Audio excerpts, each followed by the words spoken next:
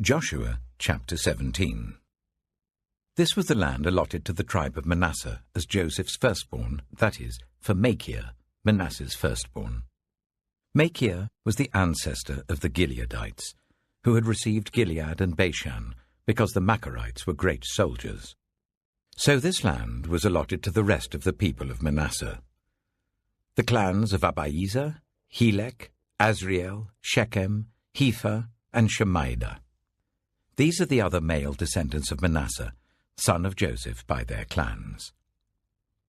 Now Zelophehad, son of Hepher, the son of Gilead, the son of Machir, the son of Manasseh, had no sons but only daughters, whose names were Mahlah, Noah, Hoglah, Milcah, and Tirzah. They went to Eleazar the priest, Joshua son of Nun, and the leaders, and said, "The Lord commanded Moses to give us an inheritance amongst our relatives." So Joshua gave them an inheritance along with the brothers of their father, according to the Lord's command. Manasseh's share consisted of 10 tracts of land, besides Gilead and Bashan east of the Jordan, because the daughters of the tribe of Manasseh received an inheritance among the sons. The land of Gilead belonged to the rest of the descendants of Manasseh. The territory of Manasseh extended from Asher to Michmethath east of Shechem. The boundary ran southward from there to include the people living at En-Tappuah. Manasseh had the land of Tappuah, but Tappuah itself on the boundary of Manasseh belonged to the Ephraimites. Then the boundary continued south to the Cana ravine. There were towns belonging to Ephraim lying among the towns of Manasseh, but the boundary of Manasseh was the northern side of the ravine and ended at the Mediterranean Sea. On the south, the land belonged to Ephraim. On the north, to Manasseh.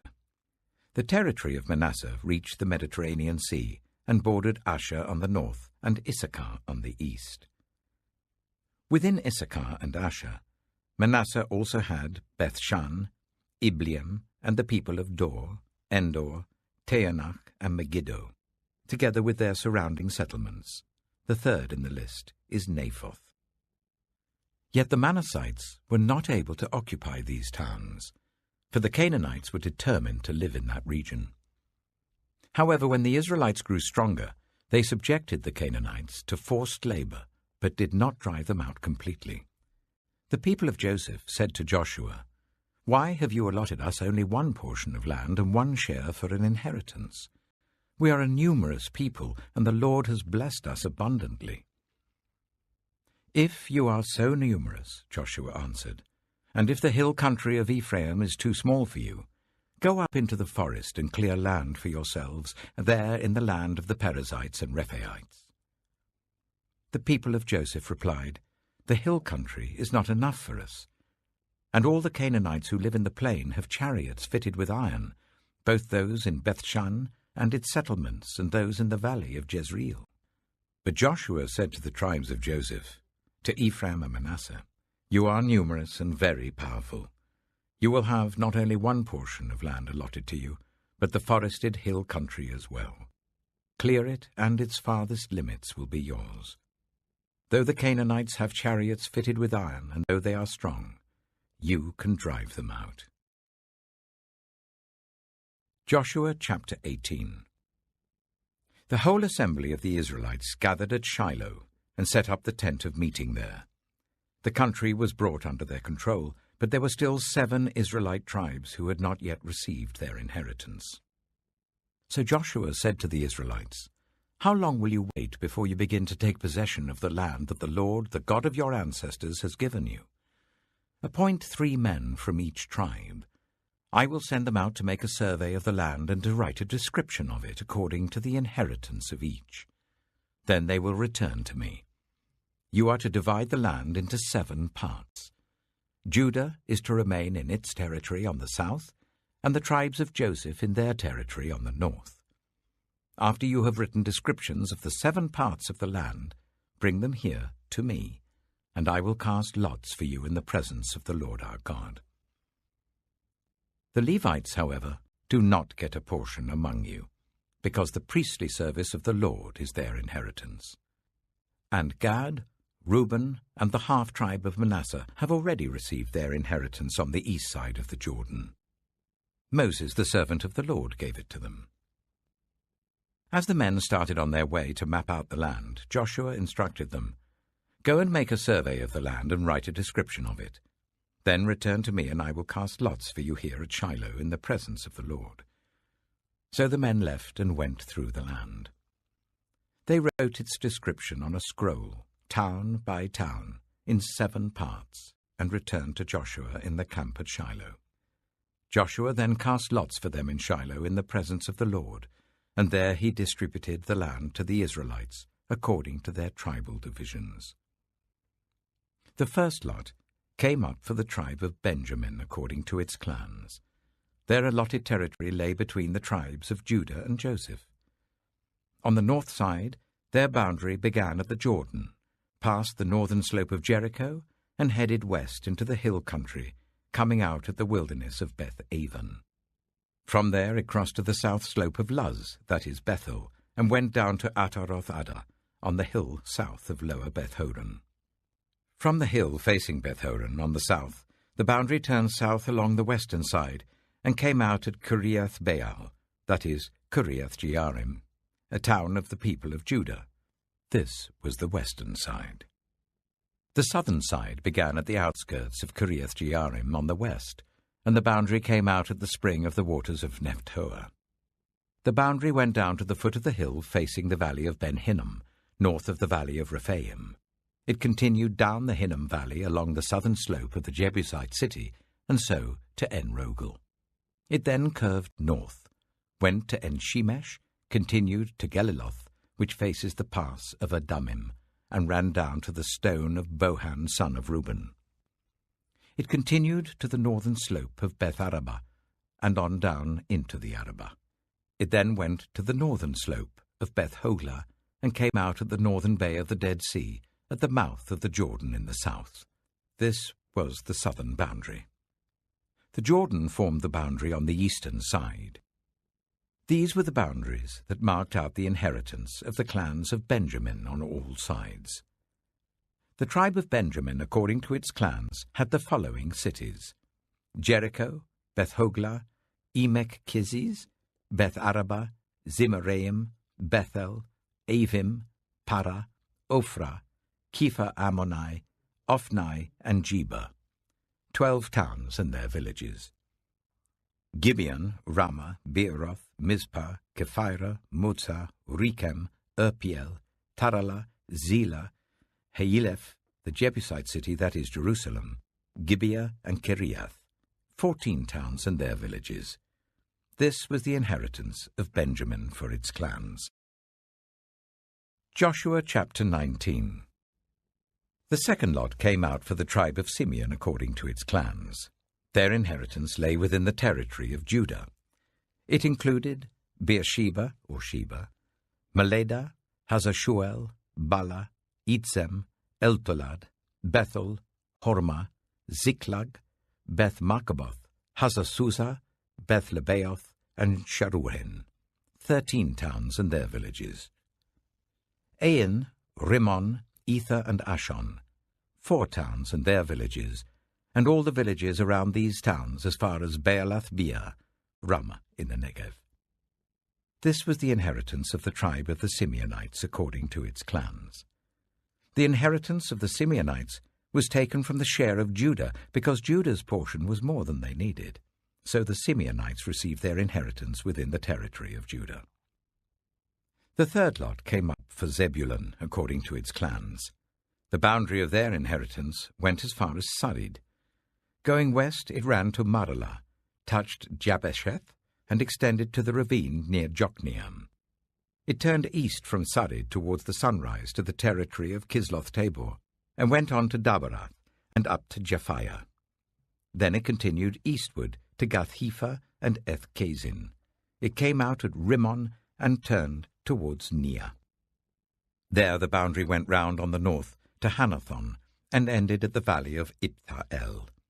Included were Katath, Nahalal, Shimron, Idalah, and Bethlehem. There were 12 towns and their villages. These towns and their villages were the inheritance of Zebulun according to its clans. The fourth lot came out for Issachar according to its clans. Their territory included Jezreel, Kesaloth, Shunem, Hapharaim, Shion, Anharath, Rabbith, Kishion, Ebeth, Remeth, Enganim, Enhada, and Beth Pazez. The boundary touched Tabor, Shahazuma, and Beth Shemesh, and ended at the Jordan. There were 16 towns and their villages. These towns and their villages were the inheritance of the tribe of Issachar according to its clans. The fifth lot came out for the tribe of Asher according to its clans. Their territory included Helkath, Halai, Beaton, Akshaph, Alamelech, Amad, and Mishal. On the west, the boundary touched Carmel and Shihor-Libnath. It then turned east towards Beth-Dagon, touched Zebulun and the valley of Ipthael, and went north to Beth-Emek and Nahiel, passing Kabul on the left. It went to Abdon, Rehob, Hammon, and Kana, as far as Greater Sidon. The boundary then turned back towards Ramah and went to the fortified city of Tyre, turned towards Hussah, and came out at the Mediterranean Sea in the region of Akzib, Ammah, Aphek, and Rehob. There were 22 towns and their villages. These towns and their villages were the inheritance of the tribe of Asher according to its clans. The sixth lot came out for Naphtali according to its clans. Their boundary went from Heleph and the large tree at Zeananim, passing Adami Nekeb and Jabneel to Lakam, and ending at the Jordan. The boundary ran west through Aznoth Tabor and came out at Hukkok. It touched Zebulun on the south, Asher on the west, and the Jordan on the east. The fortified cities were Ziddim, Zer, Hamath, Rakath, Kinnereth, Adama, Ramah, Hazor, Kedesh, Edrei, En-Hazor, Iron, Migdal-El, Horem, Beth-Anath, and Beth-Shemesh. There were 19 towns and their villages. These towns and their villages were the inheritance of the tribe of Naphtali according to its clans. The seventh lot came out for the tribe of Dan according to its clans. The territory of their inheritance included Zorah, Eshtaol, Shemesh, Shealabin, Ajalon, Ithla, Elon, Timnah, Ekron, Elteke, Gibbethon, Baalath, Jehud, Bene-Berak, Gath-Rimmon, Mijakon, and Rakon, with the area facing Joppa. When the territory of the Danites was lost to them, they went up and attacked Lishem, took it, put it to the sword, and occupied it.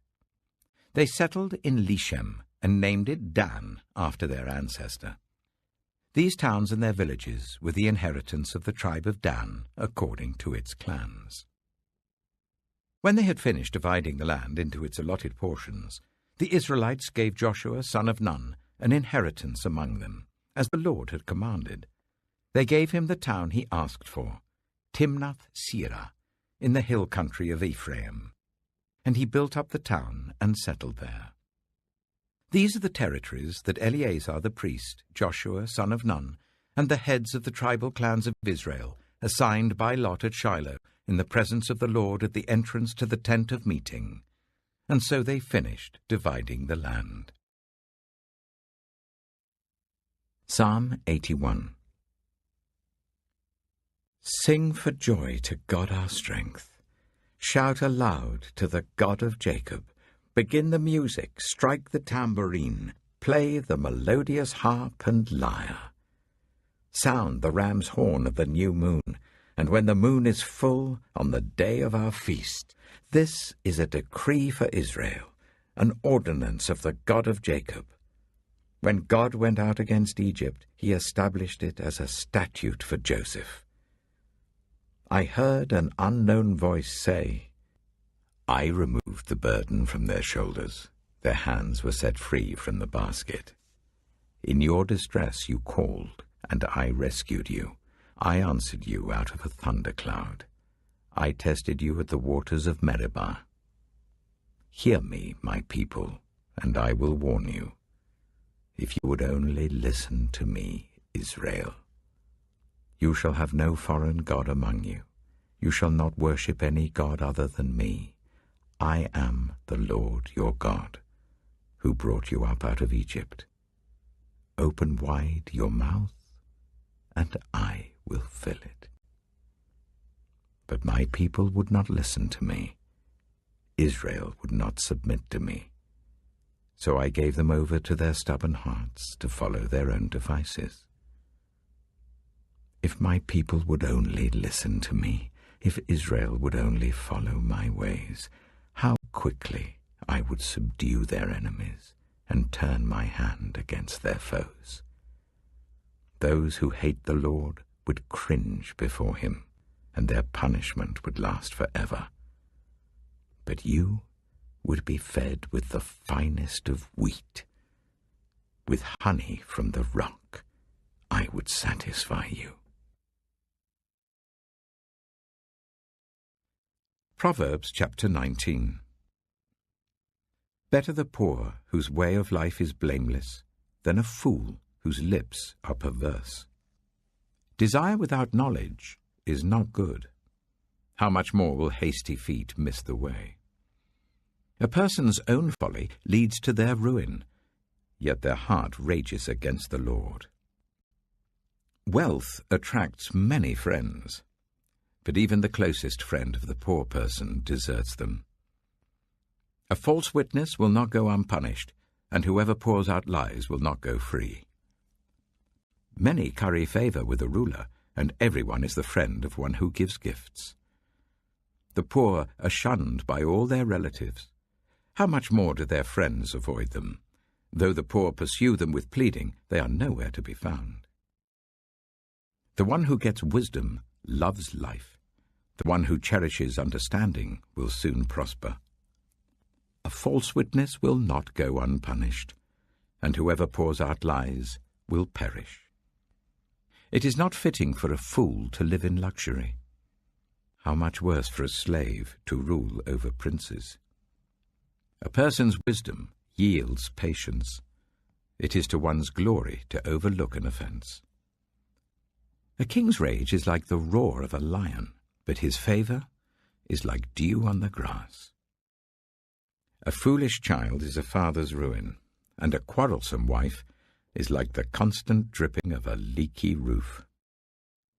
Houses and wealth are inherited from parents, but a prudent wife is from the Lord. Laziness brings on deep sleep, and the shiftless go hungry. Whoever keeps commandments keeps their life, but whoever shows contempt for their ways will die. Whoever is kind to the poor lends to the Lord, and he will reward them for what they have done. Discipline your children, for in that there is hope. Do not be a willing party to their death. A hot-tempered person must pay the penalty. Rescue them, and you will have to do it again. Listen to advice and accept discipline, and at the end you will be counted among the wise. Many are the plans in a person's heart, but it is the Lord's purpose that prevails. What a person desires is unfailing love. Better to be poor than a liar. The fear of the Lord leads to life. Then one rests content, untouched by trouble. A sluggard buries his hand in the dish. He will not even bring it back to his mouth. Flog a mocker, and the simple will learn prudence. Rebuke the discerning, and they will gain knowledge. Whoever robs their father and drives out their mother is a child who brings shame and disgrace. Stop listening to instruction, my son, and you will stray from the words of knowledge. A corrupt witness mocks at justice, and the mouth of the wicked gulps down evil. Penalties are prepared for mockers, and beatings for the backs of fools.